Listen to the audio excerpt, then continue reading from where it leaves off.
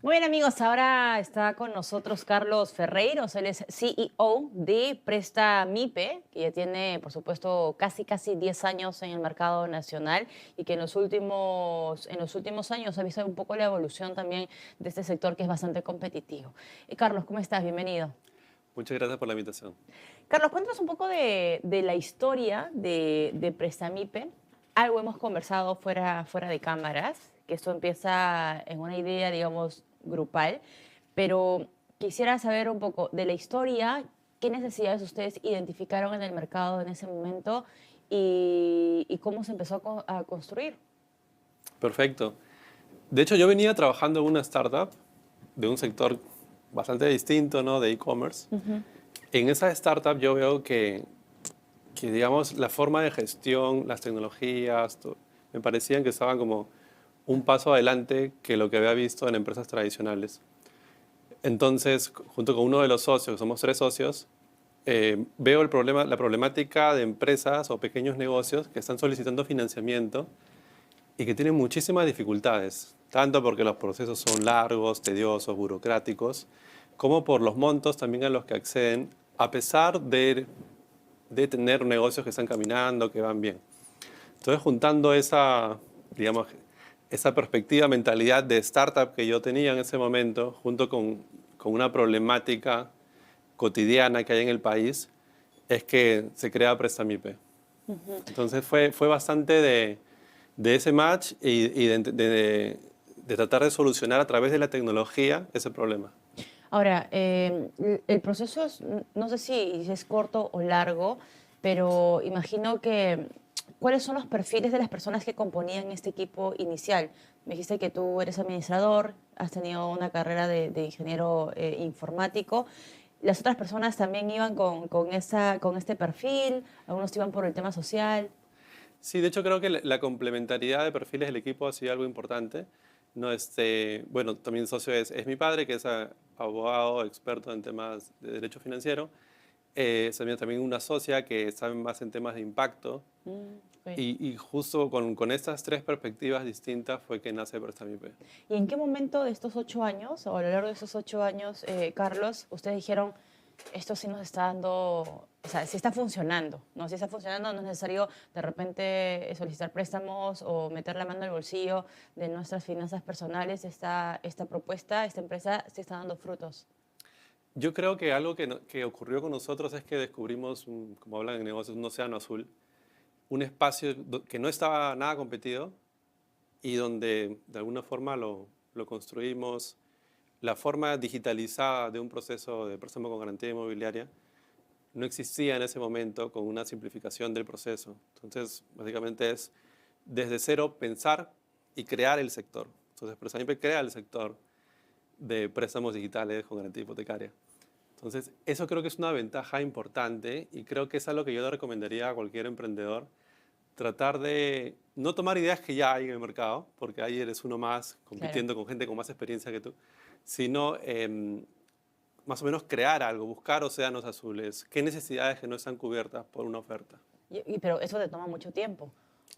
O sea, Eh, crear de la nada, o sea, sin tomar de referencia ningún negocio, sino sentarte a pensar, que hay un ejercicio detrás, ¿no? Que sí. no es nada fácil además. Creo que tiene que ver mucho con la mentalidad, ¿no? Entonces, veíamos que había un problema que no era resuelto por bancas microfinancieras y pensamos también que no necesariamente tenía que ser resueltos por ellos, sino que podía haber una empresa de otro tipo, de otra forma, quizás una startup, que pueda resolver esos problemas. Entonces, sí, es pensarlo desde cero, pero como dices, toma más tiempo, es más difícil, Claro. pero arrancas con una ventaja fortísima. Ahora, 8 años no son poca cosa cuando hablamos de startups en nuestro país. O sea, yo he conversado con varias personas y me decían, es que hay un riesgo bien grande de que a los 2 años el emprendimiento no funcione, ¿no? Y busquemos otro de repente. ¿Qué ha servido o qué ha hecho que, en este caso, Prestamipe pueda tener 8 años en el mercado? Ujú. Yo creo que tiene mucho que ver con básicamente crear un espacio donde no había competencia y luego la mentalidad de la compañía de hacer las cosas bien, la mentalidad de que sea horizontal, una perspectiva de crecimiento continuo en la compañía y, y de ser una empresa muy confiable. Y al ser una empresa muy confiable que hace lo que dice, yo creo que eso se nota y el mercado luego te premia por eso, tanto del lado de clientes como incluso del lado de inversión institucional, ¿no? Me quedo con eso. ¿Cómo construyes confianza en un sistema financiero donde las grandes marcas tienen un peso y una trayectoria ya ganada y uno está empezando como a mostrar los beneficios que se tiene y es bien difícil convencer que alguien pueda poner tu plata o solicitarte, ¿no? Y viceversa. O sea, es que ustedes también imagino que deben tener 4 o 5 filtros para ver a quién le prestamos y a quién no. Yo creo que tiene que ver mucho con el profesionalismo. O sea, estamos en el espacio de inversiones. Las inversiones implican cierto riesgo, pero al mismo tiempo el hacer las cosas bien, el ser muy transparente con los procesos, el hacer lo que uno propone, eso se nota en el mercado y poco a poco eso va capitalizando bien. Entonces, por ejemplo, nosotros, por este tipo de procesos que tenemos, bastante meticulosos, hemos recibido incluso inversión de organismos internacionales, ¿no? Como el BID, como el gobierno holandés, entre otros. Y también inversión en el equity, es decir, que han entrado como accionistas de la compañía, también fondos de inversión del extranjero. En este caso, ¿cuántos clientes tenían al inicio? Claro, al inicio del primer año pues teníamos unos 60 clientes, ¿Y cómo los buscaban? O sea, ¿cómo llegaron a esos 60 clientes?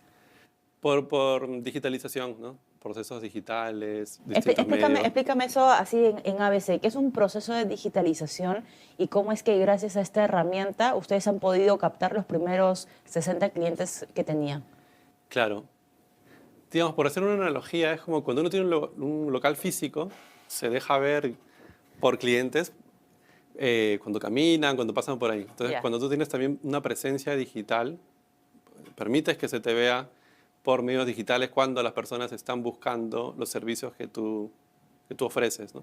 Entonces, yo creo que es eso, no es así como construimos un local físico, Un también canal para captar exacto, clientes. sí, también hay que construir una presencia digital y que esa presencia digital que tengamos sea fácilmente accesible, luego haya un flujo para contacto, ¿no? Por ejemplo, ahora se usa mucho esto que tienes una web y te contacta y hay un enlace un enlace para WhatsApp o un enlace para un chat o hay formularios también. Y esto, replicarlo en las distintas redes sociales que hay.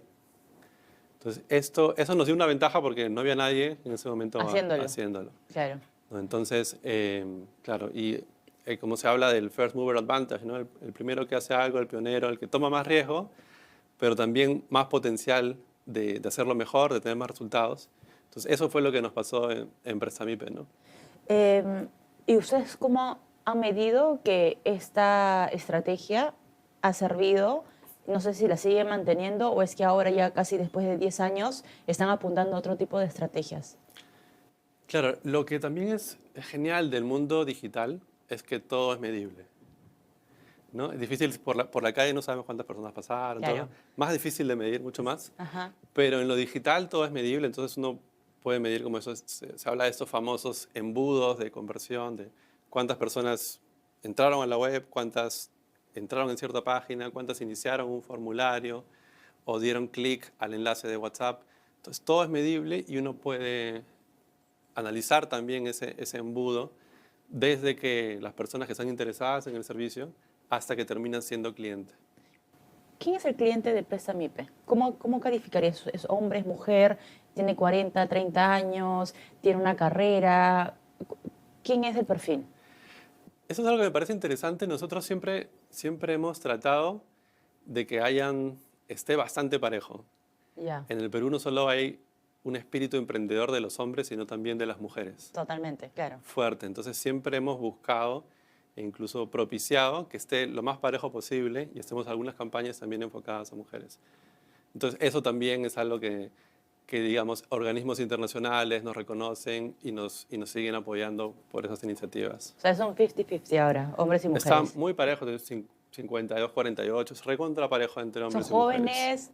eh, Tenemos distintos segmentos, distintos grupos. ya. Hay un grupo joven, digamos, de 25 a 35 y otro grupo ya un poco mayor, que quizás no es tan digital, pero a través de un sobrino o el hijo acceden a solicitar su préstamo con nosotros, ¿no? ¿Y qué Sí. tipo de MIPES se acercan a tocarle las puertas a Prestamipe? Son, no sé, pues rubros de comercio, textil, no sé si son ganaderos, agricultores. ¿Quiénes componen el portafolio en clientes? Sí, nosotros actualmente en préstamos con garantía estamos enfocados más en lo urbano, más en los negocios como comercios, bastante en comercio, también en pequeña construcción. E incluso vemos también bastante el tema de personas con negocio o capital productivo. O sea, no necesariamente tiene que ser una empresa constituida, puede ser simplemente alguien que tenga una idea que necesita el capital productivo. Un ejemplo concreto sería por ejemplo, personas que ya tienen una propiedad, un piso, y quieren construir Ok. un piso más, dos pisos más para alquilar. Es un caso que tenemos bastantes clientes y nos parece genial porque creemos que esto ayuda a dinamizar la economía porque esa persona se hace un préstamo, construye, alquila, con ese alquiler paga el préstamo y digamos que se genera un movimiento económico. Ujú. ¿Actualmente cuántos clientes tiene? Actualmente tenemos más de 8.000 clientes. Empezaron con 60 Sí, y tienen más de 8.000 clientes ahora. sí, Em, lo que te quería consultar es, ¿cómo miden ustedes el tema de no sé si tienen algún índice para hacerlo, la morosidad? sí. ¿Qué tan responsables son las personas que se acercan a Prestamipe con devolver la plata con la responsabilidad que eso exige además?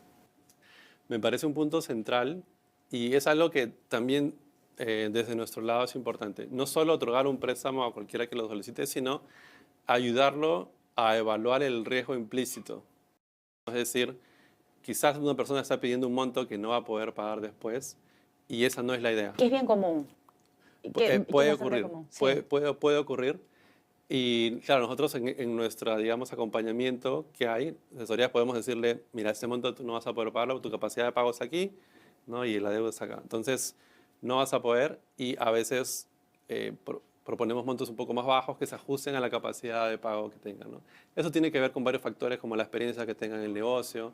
Entonces, si ya tiene 10 años de experiencia en un negocio y quiere invertir en algo Claro. para hacerlo crecer, pues tiene más probabilidad de éxito que alguien que quizás acaba de empezar y piensa que va a funcionar excelente, pero uno sobre la marcha no sabe, ¿no?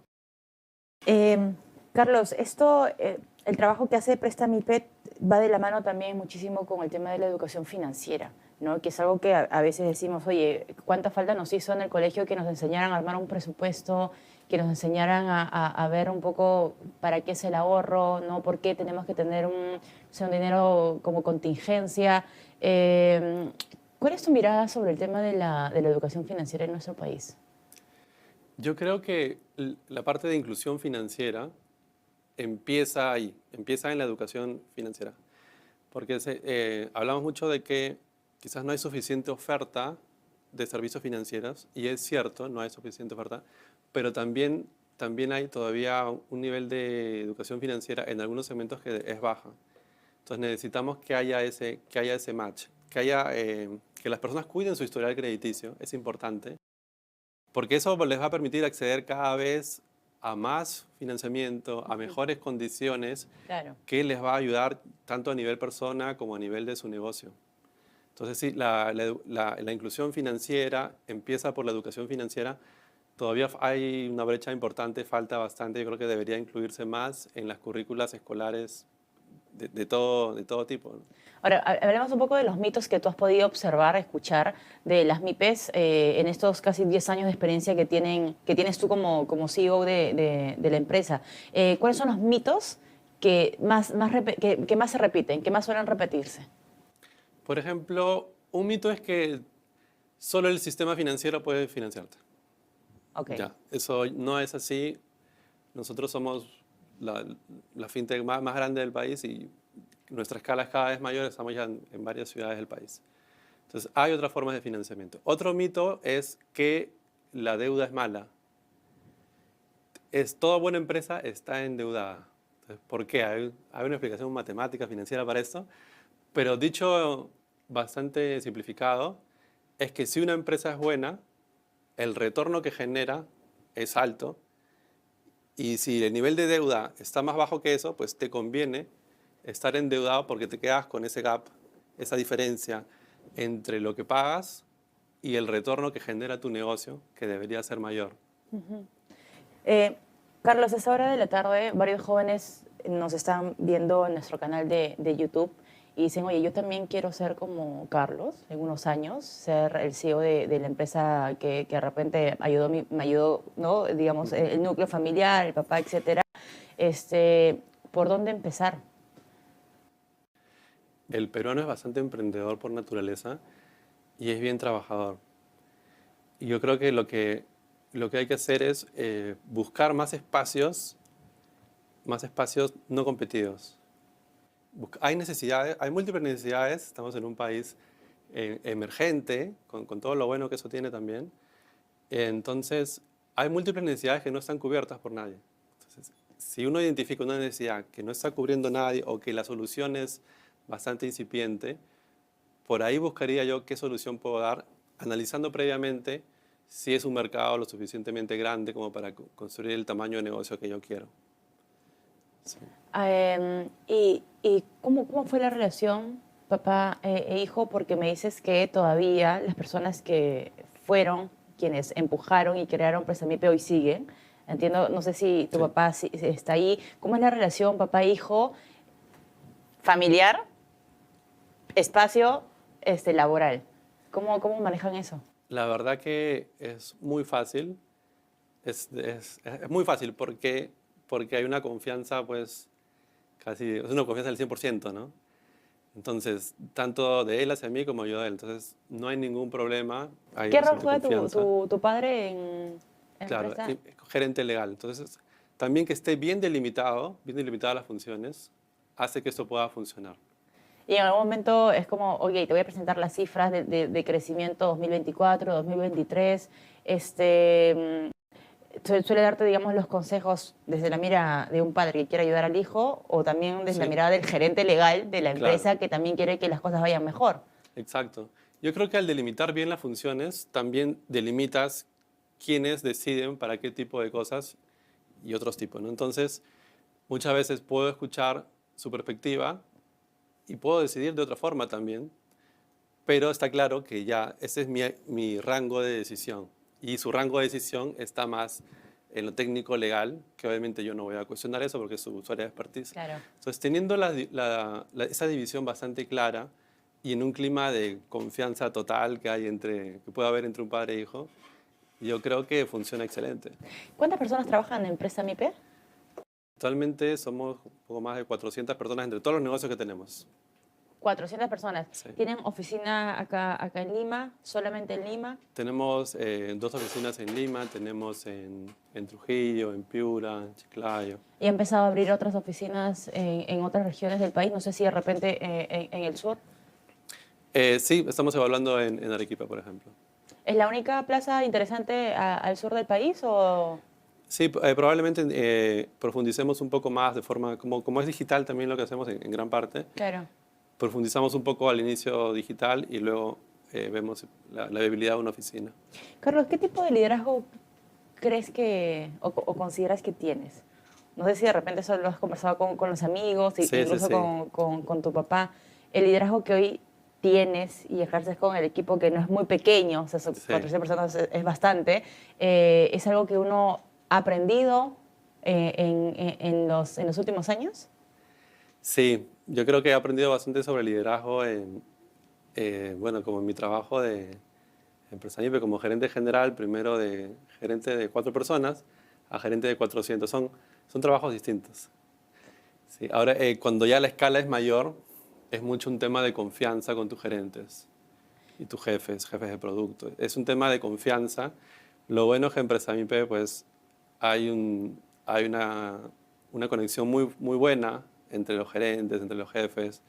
Tenemos una confianza bastante buena. ¿Cómo construyes confianza con tu equipo? ¿Es fácil construir confianza? ¿Es solamente, ok, confío en ti, tu trabajo, yo sé que no voy a estar o voy a estar de vacaciones y está bien lo que tú digas? ¿O va más allá de eso, imagino? Yo creo que es algo progresivo y es algo que también se da cuando tienes perfiles buenos dentro de la compañía y tú le das la oportunidad de crecer. ¿Tú participas en las pruebas de selección? ¿O Sí, participaste al inicio? No sé si lo haces ahora. al inicio participaba en todas y ahora participo en una parte.